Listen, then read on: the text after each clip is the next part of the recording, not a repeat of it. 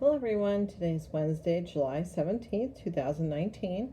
Here's your look at Tampa Bay. It looks like we're getting our usual summertime afternoon clouds coming in. We usually have a little bit of rain, or sometimes a lot bit of rain, right around the afternoon. That seems to be kind of a tropical climate thing that happens. So I just recorded a new episode of Nerds in Love with Kurt on Monday. One of the questions was about dating someone with a very different political affiliation than you. So, not than you, but I mean like the person emailing in. So, check that out.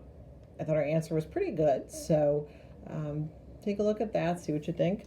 Also, the most recent Talking Brains podcast, an accompanying Psychology Today article, which was called Rebuilding After Gaslighting a Narcissistic Relationship, has been well received. Thank you very much for reading it, listening to it.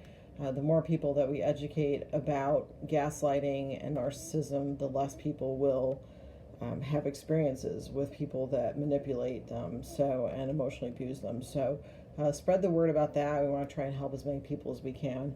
Also, another episode of Talking Brains will be recorded and posted this week. So again, this is your review of Tampa Bay, and I hope you're having a wonderful day.